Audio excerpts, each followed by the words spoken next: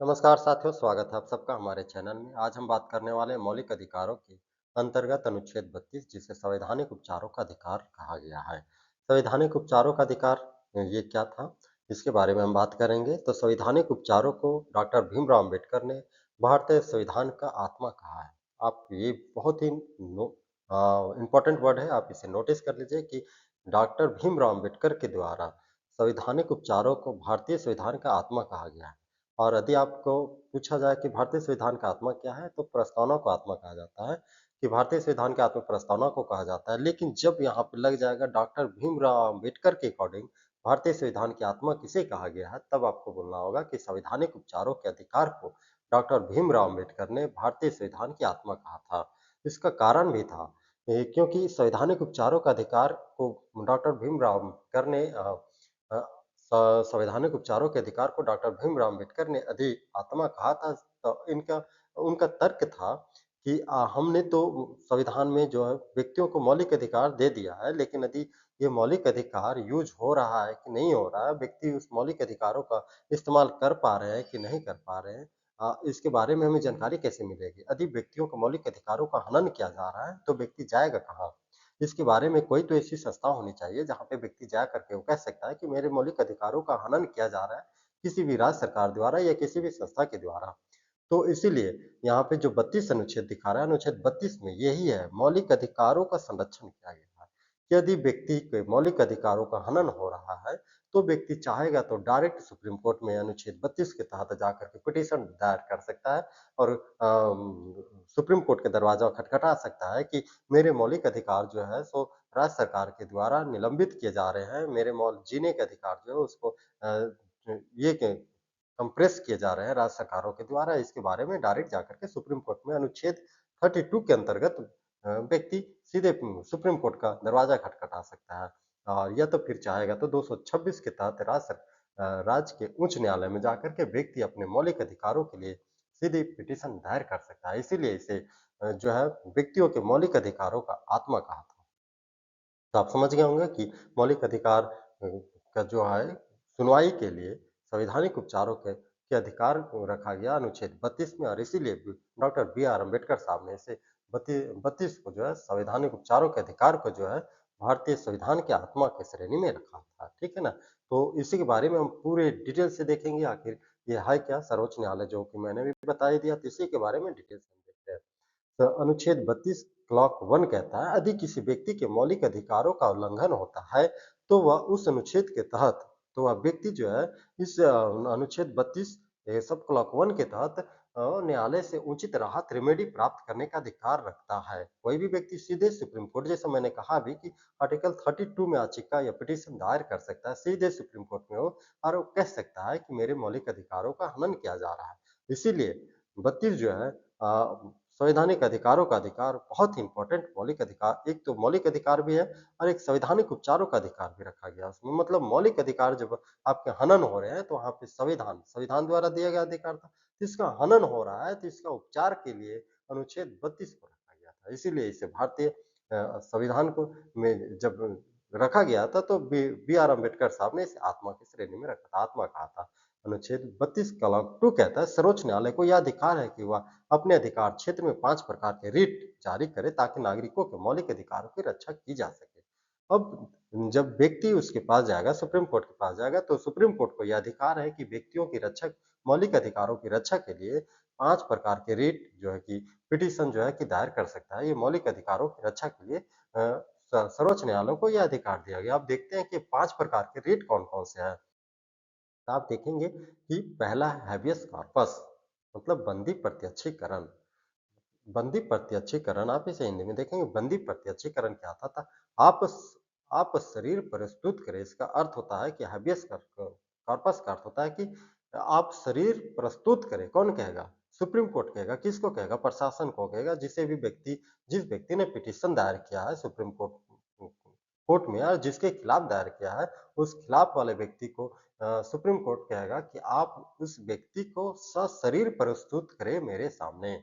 मतलब इसका उद्देश्य क्या था? किसी भी व्यक्ति को जब गैर कानूनी रूप से हिरासत में ले लिया जाता है, तो उस स्थिति में उसके परिवार उस व्यक्ति द्वारा हाबियस कॉर्पस पिटीशन दायर कर सकता है 32 के तहत सीधे सुप्रीम कोर्ट में या 226 के तहत हाई कोर्ट में। और हाई कोर्ट उस संबंधित प्रशासन उस विभाग को डायरेक्ट हाई कोर्ट या सुप्रीम कोर्ट उससे उस व्यक्ति के सशरीर प्रस्तुत करने का ऑर्डर दे सकता है। इसलिए इसे हाबियस कॉर्पस की श्रेणी में रखा हाबियस कॉर्पस कहा जाता है। और ये जो है व्यक्तियों के लिए मौलिक अधिकारों का बहुत ही इम्पोर्टेंट अधिकार है। इससे होता क्या है ना कि जैसे आप पुलिस प्रशासन द्वारा आपको गिरफ्तार कर लिया गया, महीनों दिन, बहुत दिनों तक आपको हिरासत में रख लिया गया और इस स्थिति में ना तो सुप्रीम कोर्ट को पता है, ना तो हाई कोर्ट को पता है कि आपको गिरफ्तार कर लिया गया और आपके ऊपर शोषण किया जा रहा है, ज्यादती किया जा रहा है, तो आप वहां से आप पिटीशन डायरेक्ट डाल सकते हैं। उस स्थिति में जो है कोर्ट जो है सुप्रीम कोर्ट या हाई कोर्ट जो है उस संस्थान को उस प्रशासन को डायरेक्ट ऑर्डर देगा कि संबंधित व्यक्ति को सशरीर शरीर सहित मेरे पास उपस्थित करो। मतलब वो व्यक्ति जीवित है कि नहीं है, वो व्यक्ति मेरे सामने उपस्थित करो, इसका अर्थ ये होता है। ठीक है ना? हाबियस कॉर्पस बहुत इंपॉर्टेंट अधिकारों के अंतर्गत रखा गया और है भी। मैंडेसमंट माने कि मैंडेसमंट मतलब आदेश देता है, प्रेषित करता है। किसी भी सरकारी अधिकारियों को उसका कर्तव्य निभाने के लिए जो है सुप्रीम कोर्ट के द्वारा उस व्यक्ति को आदेश जारी किया जाता है कि आपने सरकारी अधिकारी है तो आप अपने कर्तव्यों का निर्वहन करें। आप अपने कर्तव्यों का निर्वहन पूर्ण रूप से नहीं कर रहे हैं, तो ये आदेश जारी करता है। आदेश देता है सुप्रीम कोर्ट, ठीक है ना? ये रिट नंबर 2 है। रिट नंबर 3 कहता है प्रोहिबिटेशन माने रोक लगाना, प्रतिषेध। इसको कहते हैं प्रतिषेध। किसी भी निचली अदालत को उसकी अधिकार सीमा से बाहर जाने पर उसे जो है सर्वोच्च न्यायालय जो रोक लगाता है। ये स्थिति कब हो सकती है? किसी भी निचली अदालत को उसके अधिकार क्षेत्र से बाहर जाने की स्थिति में जो है सर्वोच्च न्यायालय उसे क्या कहता है? प्रोहिबिटेट करता है, रोक लगाता है कि ये आपके अधिकार क्षेत्र का नहीं है। ये मामला आप सीधे मेरे पास ट्रांसफर करें, सुप्रीम कोर्ट को ट्रांसफर करें। ये मामला कब आता है? जैसे कि आप पढ़ते होंगे कि 2 राज्यों के बीच जो है जल विवाद की समस्या होती है, या 2 राज्यों के बीच में जब खनिज विवाद की समस्या होती है, या 2 राज्यों या 3 राज्यों के बीच में जब राज्यों के बीच में जब किसी भी चीज को लेकर के, किसी भी संसाधन को लेकर के, किसी भी मुद्दे को लेकर के जब विवाद उत्पन्न हो जाता है, तो उस स्थिति में सुप्रीम कोर्ट कहता है कि ये आपके अधिकार क्षेत्र से बाहर है, ये केस हमारे पास ट्रांसफर कीजिए। किसको कहता है? तो अपने निचली अदालत को। निचली अदालत कौन है? तो हाई कोर्ट है, जो राज्यों में स्थित होती है। तो हाई कोर्ट से कहता है कि ये आपके आपके अधिकार क्षेत्र से बाहर का मामला है, आप इसे डायरेक्ट हमारे पास ट्रांसफर कीजिए। ये प्रोहिबिशन के अंतर्गत आता है, रोक लगाने के अंतर्गत रिट नंबर 3 है। रिट नंबर 4 कहता है सर्टियोररी माने जांच के लिए बुलाना, प्रेषक करना। किसी निचली अदालत के निर्णय को निरस्त करते हुए जब कोई निचली अदालत जो कि हाई कोर्ट है किसी भी निर्णय को दे दिया है, डिसीजन किसी भी विषय के मामले में डिसीजन दे दिया है, तो डिसीजन को लेकर के सुप्रीम कोर्ट कह सकता है कि आपके द्वारा दिया गया डिसीजन हम निरस्त करते हैं और इसके लिए हम फिर से कमेटी गठित करते हैं और इसके बारे में हम स्वतः जिसे कहते हैं स्वतः संज्ञान लेकर के इसके बारे में हम फिर से जांच करते हैं। तो उस स्थिति में जो निचली अदालत का निर्णय होता है उसे निरस्त कर देता है और फिर से जांच करने के लिए वो सुप्रीम कोर्ट अपने पास मंगाता है उस मामले को और जांच करता है। तो ये सटरी होता है। ठीक है?